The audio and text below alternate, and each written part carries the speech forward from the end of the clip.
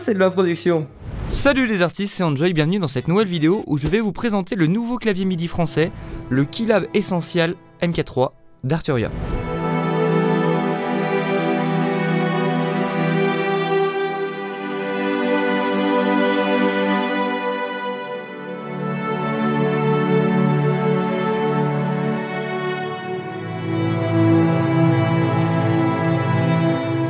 Vous le savez, j'ai eu la chance de visiter l'entreprise Arturia, et puis j'ai eu la chance aussi de tester plusieurs claviers, plusieurs synthétiseurs de la marque, excepté celui que je vais vous présenter dans cette vidéo, la gamme Essential. Donc c'est le 49 touches et le 61 touches, qui est la version plus légère, plus low cost du Keylab qui est juste derrière moi, et qui coûte 550 €. Je suis donc trop content de vous présenter ce nouveau modèle, surtout que c'est l'évolution du Minilab 3 que je vous ai présenté il y a quelques semaines, et qui vous a beaucoup plu. Alors pour information, je ne suis pas payé par Arturia pour vous présenter ce matériel, ni même la marque de bureau qui supporte ce clavier. Je tiens donc à être objectif dans cette vidéo, même s'ils m'ont offert ce matériel, et vous, ça vous permettra d'avoir de belles images sur un super bureau, et puis moi avoir le confort optimal pour vous le présenter. Gagnant-gagnant. Alors qu'est-ce qui rend ce fameux Keylab Essential MK3 si spécial? Eh bien tout d'abord, il offre une parfaite intégration à votre logiciel de musique. Il suffit de le brancher en USB-C et que vous utilisez FL Studio, Ableton, Reason, peu importe votre logiciel, eh bien il sera compatible. Vous pourrez donc tout contrôler, notamment avec les boutons de commande situés à gauche du clavier qui est juste ici, et avec ce nouvel écran situé au milieu de 2,5 pouces, vous pouvez voir intuitivement qu'est-ce qui se passe en direct sur votre logiciel, tout ça depuis le clavier. C'est juste trop bien. Alors ce Keylab Essential est proposé soit en 49 touches, soit en 61 touches. Les caractéristiques du clavier seront identiques, c'est simplement le nombre de touches qui diffère. Et en parlant des touches, elles sont toutes sensibles à la vélocité. C'est-à-dire que si vous appuyez plus ou moins fort sur les touches, eh bien vous allez avoir un son plus ou moins fort. Ça c'est génial quand on fait des accords avec une mélodie et qu'on veut faire varier l'expressivité à jouer plus ou moins fort. Ça permet d'avoir une certaine humanisation avec ce clavier. De plus, ces touches sont légèrement lestées. Bon, c'est pas comme un vrai piano, mais c'est quand même un petit peu lesté et ça rend le toucher agréable.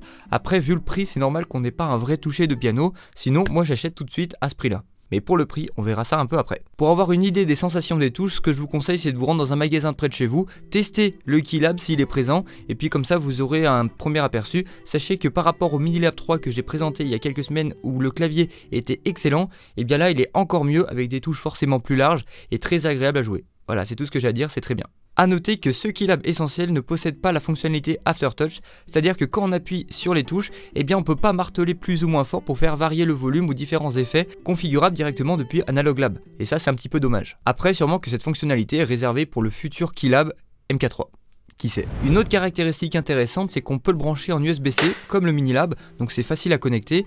Vous pouvez même lui brancher une pédale de sustain, une pédale de foot switch ou une pédale d'expressivité, et puis vous pouvez aussi lui brancher un synthétiseur avec le port MIDI, notamment comme le Minifreak ou même un synthé d'une autre marque, peu importe. Ce Keylab Essential possède également 8 pads rétroéclairés et sensibles à la vélocité pour pouvoir directement faire nos percussions, soit lancer des samples ou même changer de mode du clavier. Donc ça c'est très pratique si vous avez une utilisation en live, moi je les utilise très peu. A noter que les pads sont du côté gauche, et je sais pas si c'est parce que je suis droitier ou que je suis pas très doué, mais j'aurais préféré avoir ces pads sur la partie droite parce que je suis plus habile de la main droite pour faire des percussions. Après, j'avoue, je les utilise pas trop. D'ailleurs, dites-moi dans les commentaires si vous aurez préféré avoir les pads à droite ou les pads à gauche, ou peu importe. Alors en parlant de ce côté droit du clavier, il possède 9 faders et 9 potentiomètres qui sont assignables comme on le veut depuis le logiciel Arturia, mais aussi vous pouvez très bien l'utiliser pour pouvoir automatiser des effets dans votre logiciel, et voilà, c'est juste trop bien. Après dans Analog Lab, c'est automatiquement routé avec le logiciel et c'est comme si vous avez un vrai synthétiseur à la maison, et ça c'est vrai qu'on peut passer beaucoup de temps parce que c'est super sympa. Toujours sur ce clavier, vous allez trouver juste ici des fonctions super sympas comme le mode accord qui permet de faire en une seule touche différents accords. Il suffit de les paramétrer avec l'écran.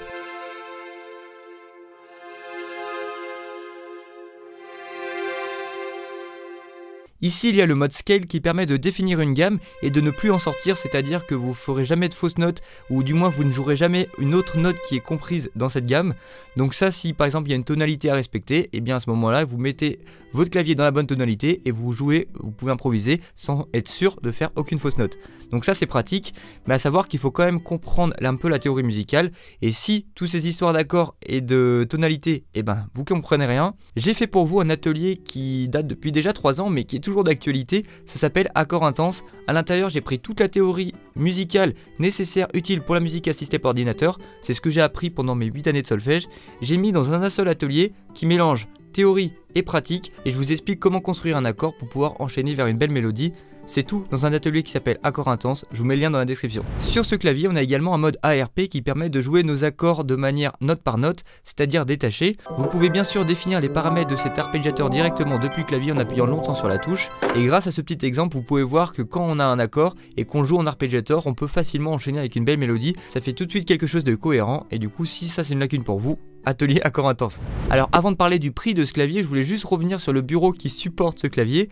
C'est un bureau de la marque FlexiSpot, c'est le modèle E7 et c'est hyper pratique pour pouvoir ajuster la hauteur du bureau en temps réel. En particulier avec un clavier où quand on joue du clavier, on a besoin d'avoir un clavier plutôt bas pour que notre coude y soit à 90 degrés et c'est pas forcément la même hauteur pour laquelle on est prêt à travailler pendant des heures. Avec un bureau comme celui-ci, vous pouvez même travailler debout ou même jouer du piano debout. Bref, vous l'avez compris, c'est très ergonomique et ça permet d'éviter les mal de dos si vous en avez ou que vous travaillez longtemps sur un bureau. Perso, moi qui l'utilise beaucoup pour écrire les scripts de vidéo ou pour même tourner ce type de vidéo avec un joli plan pour pouvoir présenter les claviers, et ben je trouve ça très pratique de pouvoir faire varier la hauteur, surtout que je l'ai combiné avec la chaise BS8 Pro de FlexiSpot qui permet un soutien lombaire, etc.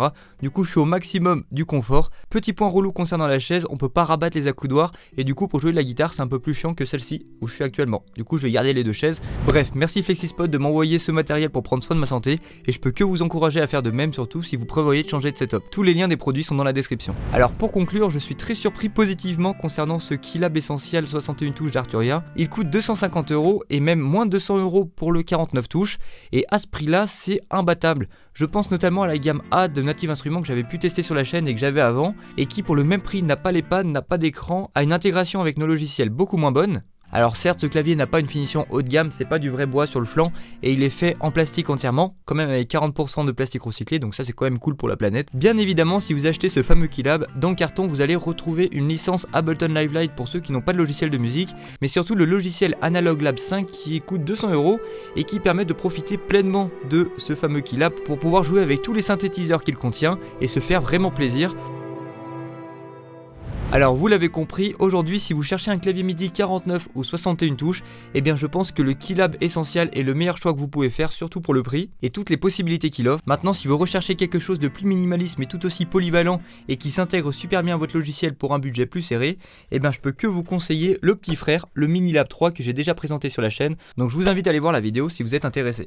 Allez, j'espère que vous avez apprécié cette nouvelle vidéo avec ce nouveau clavier sur mon nouveau bureau, ça fait beaucoup de nouveaux. Dites-moi dans les commentaires ce que vous en pensez, si ça rend bien en vidéo. Et puis moi je vous dis à bientôt pour la prochaine vidéo. C'était Enjoy, salut!